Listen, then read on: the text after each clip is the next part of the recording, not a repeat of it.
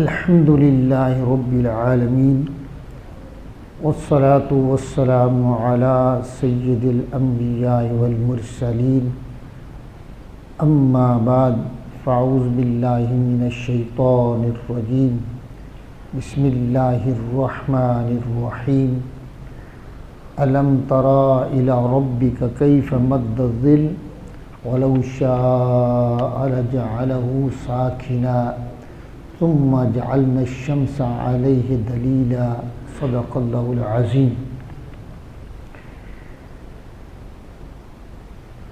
سورہ فرقان کی یہ آیت نمبر جو ہے 45 ہے۔ 44 تک کی ہم نے تفسیر کو مکمل کیا تھا۔ اس میں اللہ جل مجدہ اپنی قدرتوں کا، اپنی صنعت کا اظہار فرما رہا ہے۔ اللہ ارشاد فرماتا ہے الم تری الی ربک، اے محبوب کیا تو نے اپنے رب کو نہیں دیکھا؟ واہ واہ واہ واہ سبحان اللہ، کیسا خوبصورت انداز ہے۔ ہاں جی، اے محبوب کیا تو نے اپنے رب کو نہیں دیکھا؟ ہاں جی، اس کی قدرتوں کا نظارہ نہیں کیا؟ ہاں جی، اس کی صنعت کا تو نے مشاہدہ نہیں کیا؟ آگے وہ اس کا بیان فرما کیف مد الظل، کہ وہ سائے کو کیسے پھیلا دیتا ہے، سایہ جو ہے اس کو کیسے پھیلا دیتا ہے۔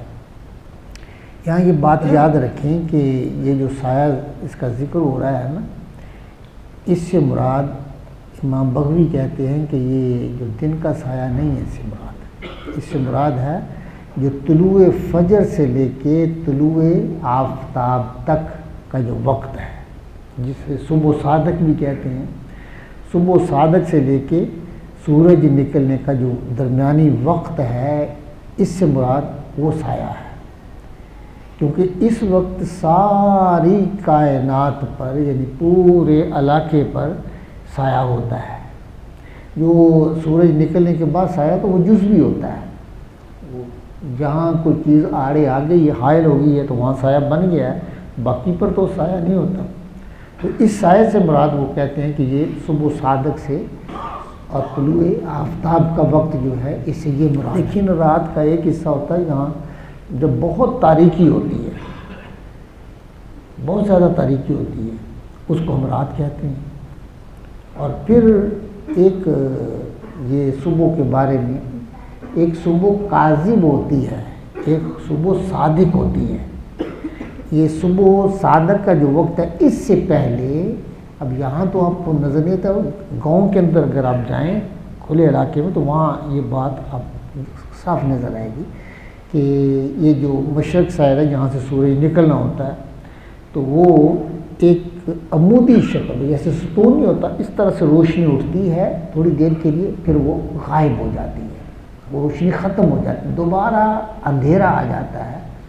اس لیے اس کو صبح کاذب کہتے ہیں کہ وہ دھوکہ دیتی ہے، جیسے روشنی آنے والی ہے لیکن روشنی نہیں آتی، تو اس کو صبح کاذب کا نام دیا گیا۔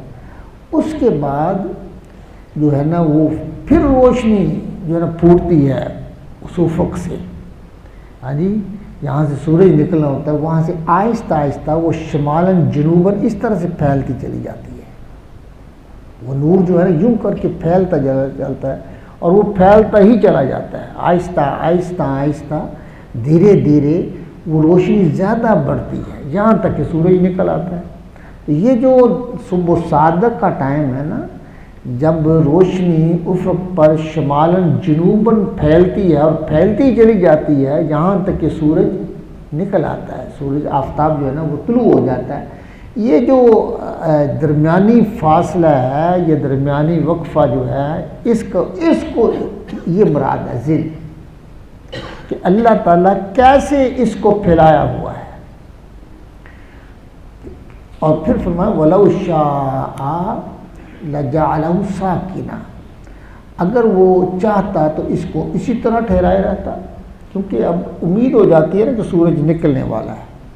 صبح صادق کے بعد طلوع آفتاب تک بندے کو یا رسول اللہ کہ اب سورج نکلے گا تو میں کاروباری زندگی جو ہے میں اس میں شامل ہو جاؤں گا، ہاں جی، وہ شروع کر دوں گا۔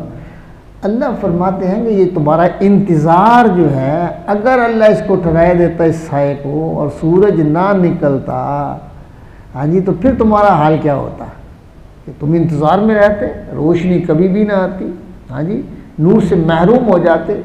اللہ فرماتے ہیں کہ دیکھا کہ اللہ نے کیا کیا، ثم جعلنا الشمس علیہ دلیلا، پھر ہم نے سورج کو اس پر دلیل بنایا، یعنی کیا کہ سورج نکل آیا، سورج ظاہر آ گیا، اور تم نے کیا کیا کہ اس کے بعد کاروباری زندگی کو ہے اس میں آپ مصروف ہو گئے۔ ثم قبضناہ الینا قبضا یسیرا، پھر ہم آہستہ آہستہ اسے اپنی طرف سمیٹ لیتے ہیں، اس سائے کو آہستہ آہستہ، دیکھا نا میں نے جیسے کہا کہ آہستہ آہستہ آہستہ دھیرے دھیرے یہ روشنی پھیلتی چلی جاتی ہے اور سورج طلوع ہو جاتا ہے۔ تو اللہ فرماتے ہیں ہم اس کو، یہ نظام جو کائنات ہے، یہ نظام شمسی جو ہے، یہ رات اور دن کا نظام جو ہے، کہ یہ کسی کی جرت ہے کہ اس طرح سے پوری کائنات میں اس کو قائم کر سکے؟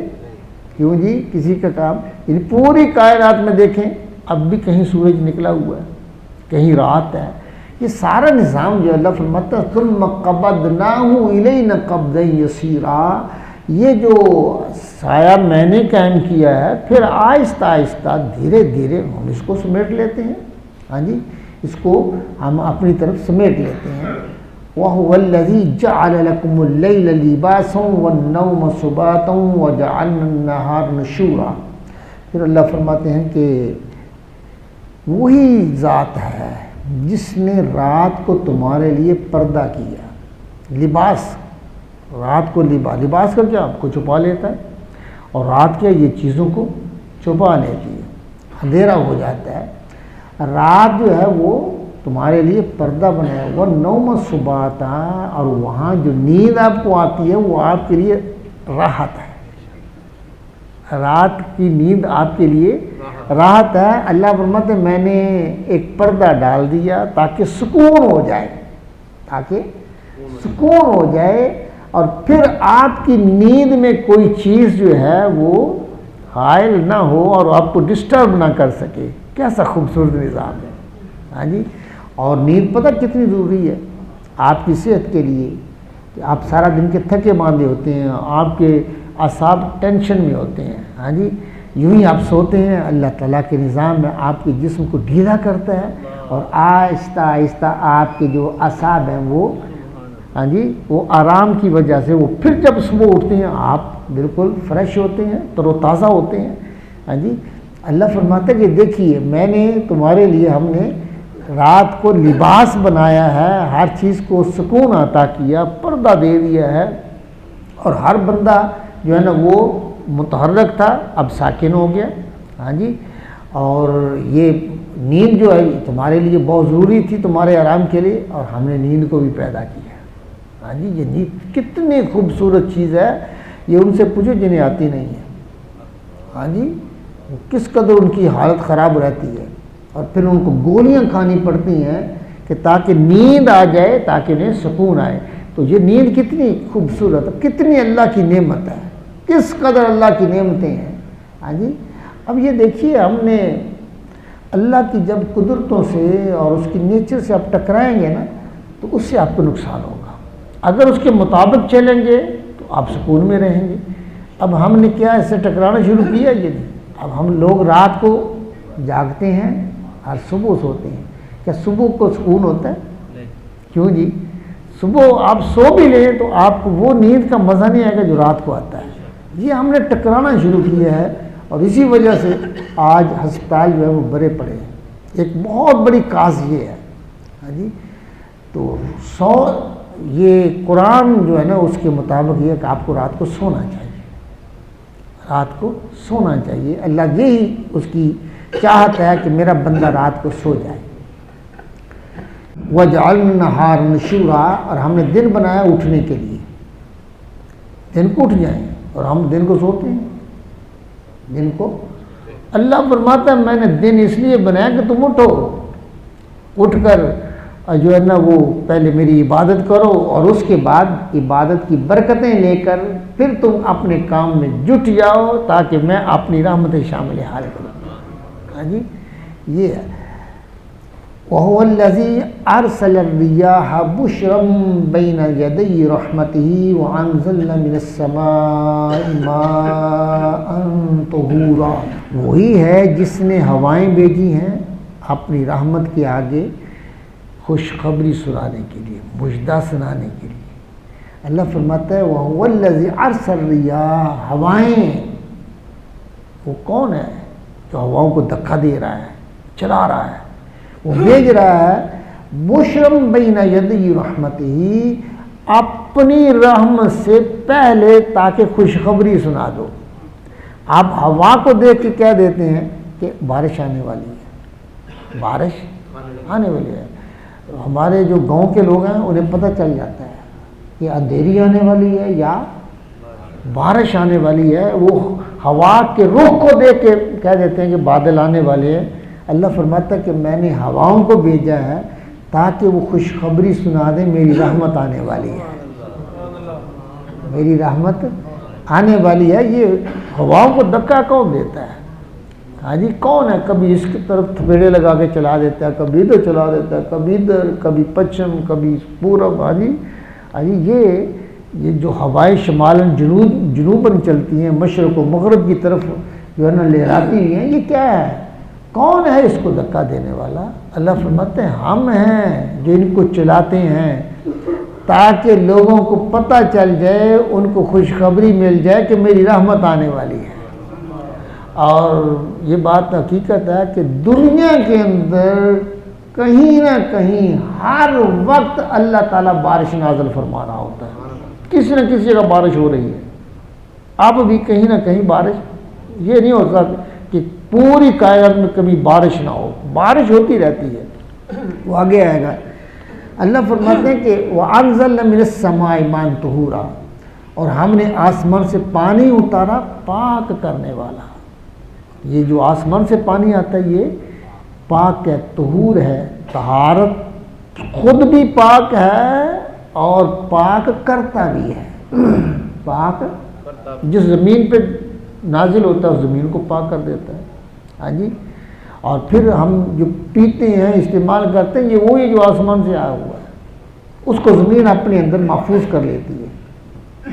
اسی پانی کو زمین اپنے اندر محفوظ کرتی ہے اور فلٹر کا کام کرتی ہے زمین. اللہ تعالیٰ دیکھیے کیسے خوبصورت فلٹر ہے. اور زمین کے اندر جو پانی ہے وہ فلٹر ہو کر پھر ہمیں واپس ملتا ہے پاک ہو کر، مزید پاک ہو جاتا ہے. اگر کوئی آلودگی فضا کے اندر ہے، یعنی جو اس کے ساتھ آئی ہے، آپ دیکھیں فضا کے اندر کتنی آلودگی ہے. جب بارش ہوگی تو اس کے ساتھ آئے گا نا، پانی تو پاک آیا ہے، وہ آلودگی آئے گی اور پھر وہ آلودگی کو اللہ تعالیٰ اپنی قدرتوں سے زمین کے اندر اس کو فلٹر کر کے پھر آپ کو پاکیزہ پانی عطا فرما دیتا ہے. ہاں جی فرمایا لِنُحْيِيَ بِهِ بَلْدَةً مَيْتَةً، تاکہ ہم اسے زندہ کریں کسی مردہ شہر کو. مردہ شہروں کو ہم اس پانی سے، اس بارش سے ہم زندہ کرتے ہیں. یہاں بارش نہیں ہوتی نا، ہاں جی تو وہ ایسے ہے جیسے مردہ ہو گیا ہے. علاقے کے اندر ہاں جی کات سالی آ جاتی ہے، فصلیں تباہ ہو جاتی ہیں، آلودگی کس قدر بڑھ جاتی ہے. اب دیکھیے کتنی آلودگی کی وجہ کتنی بیماریاں ہیں. آج بارش ہو جائے اللہ تعالیٰ شفائیں عطا فرما دیتا ہے. ہاں جی اللہ فرماتے ہیں کہ تاکہ ہم مردہ شہروں کو زندہ کریں. اس کی وجہ سے وَنُسْقِيَهُ مِمَّا خَلَقْنَا أَنْعَامًا وَأَنَاسِيَّ كَثِيرًا، اور اسے اس پانی کو ہم پلائیں. مما خلقنا، اس میں سے جس کو ہم نے پیدا کیا ہے، جس کو ہم نے انعامن وہ چھپائے ہیں، جانور ہیں، وَأَنَاسِيَّ كَثِيرًا، اور کثیر تعداد میں لوگ ہیں، آدمی ہیں، انسان ہیں. انسانوں کو، حیوانوں کو، سب کو پانی اللہ فرماتا ہے ہم پلا رہے ہیں، ہم پلا رہے ہیں. وَلَقَدْ صَرَّفْنَاهُ بَيْنَهُمْ لِيَذَكَّرُوا، اور بے شک ہم نے اس پانی کے کو پھیر دیے، صرفنا، ہم نے اس کو پھیرا ہے، اس کو پھیرا، بینہم، ان کے درمیان، ہم نے بے شک ہم نے ان میں پانی کے پھیرے رکھے ہیں، یوں کر کے کبھی ادھر بارش ہو رہی ہے، کبھی ادھر بارش ہو رہی ہے، کبھی ادھر بارش ہو رہی ہے، کبھی ادھر، کبھی افغانستان میں ہو رہی ہے، کبھی پاکستان میں ہو رہی ہے، کبھی انڈیا میں ہو رہی ہے، ہاں جی، کبھی عرب ممالک میں ہو رہی ہے۔ یہ اللہ تعالیٰ فرماتے ہیں ہم نے پوری دنیا میں یہ نظام رکھا ہے، اس کو پھیر رہے ہیں، ہر ایک کی ضرورت کے مطابق پانی دے رہے ہیں۔ اب پاکستان میں دیکھ لیں کہ بارشوں کا جو معمولات ہیں، جہاں منجیر کے علاقے وہاں بارشیں زیادہ ہوتی ہیں، کپاس کے علاقوں میں بارشیں کم ہوتی ہیں، یعنی جس طرح کی فصل جس زمین میں بوئی جاتی ہے اللہ تعالیٰ اس کے مطابق ان کو پانی فراہم کرتا ہے۔ یہ اس کی قدرتیں نہیں ہیں، کیوں جی، کسی انسان کے بس کی بات ہے؟ ہاں جی، یہ دیکھا آپ نے کبھی، یہ مصنوعی بارش کا نظام چلاتے ہیں، وہ اتنا مہنگا ہوتا ہے اور بعض دفعہ اتنا وہ بھدا ہوتا ہے کہ اس سے کچھ بھی نہیں حاصل ہوتا، اور بعض دفعہ آلودگی ایک علاقے میں ہوا ہے تو وہ کچھ دیر کے لیے آلودگی جو ہے نا وہ ختم ہوئی، چند گھنٹوں کے بعد پھر آلودہ ہو جاتا ہے، ہاں جی، لیکن بارش جب ہوتی ہے اللہ تعالیٰ بارش کی وجہ سے فضا کے اندر اتنا خوبصورت نظام پیدا فرما دیتا ہے اور ایسی نمی پیدا ہوتی ہے کہ اللہ تعالیٰ قرب و جبار میں بھی اس آلودگی کو ختم کر دیتا ہے، ہاں جی، لیذکروا، تاکہ وہ دھیان کریں، اس میں غور و فکر کریں۔ اللہ فرماتا ہے یہ میں جو بیان کر رہا ہوں نا اپنی قدرتوں کو، میں انسان کے لیے بیان کروں تاکہ وہ غور و فکر کرے کہ یہ میری توحید پر دال ہیں، یہ چیزیں، اس میں میری توحید کی روشنی پھوٹتی ہے ان چیزوں سے، اگر وہ غور کرے گا تو اس نظام میں مجھے وہ وحدہ لا شریک پائے گا، کسی دوسرے کو اس میں شریک نہیں پائے گا۔ لیذکروا، تاکہ وہ غور و فکر کریں، فابا اکثر الناس الا کفورا، بہت لوگوں نے نہ مانا، ابا، انکار کیا، بہت لوگوں نے انکار کیا، یعنی کیا کہ یہ اس انکار کی وجہ کیا ہے کہ وہ مانتے نہیں، اس کے باوجود بھی مجھے وحدہ لا شریک نہیں مانتے، وہ انکار کر رہے ہیں، الا کفورا، یہ ان کا انکار کرنا میرے کفران ہے، میری ناشکری ہے۔ نعمت پر شکر کرنا چاہیے، یہ میری نعمتوں سے لطف اندوز بھی ہو رہے ہیں، رات کو سو بھی لیتے ہیں، دن کو کام بھی کر لیتے ہیں، ہاں جی، بارش کے پانی کو بھی استعمال کرتے ہیں، اس سے بھی فائدہ اٹھاتے ہیں، سبزہ اگتا ہے، ہاں جی، فصلیں لہلہاتی ہیں، باغ تر و تازہ ہو جاتے ہیں، یہ میری نعمتوں کا، پھر پانی پیتے بھی ہیں، سب کچھ کرتے ہیں، یہ میرا نظام قدرت دیکھ بھی رہے ہیں، اس کے باوجود انکار کرتے ہیں، تو یہ میری نعمتوں کا انکار ہے، اور نعمتوں کا انکار کرنا کیا ہے؟ ناشکری ہے، کفران ہے، کفران نعمت ہے۔ اللہ فرمانے یہ کفران نعمت کرتے ہیں، اور کفران نعمت کی سزا کیا ہے؟ اللہ فرماتے ہیں جو میری نعمتوں کا شکر کرتا ہے ہم اسے زیادہ عطا فرماتے ہیں، جو میری لئن شکرتم لازیدنکم وَإِن كَفَرْتُمْ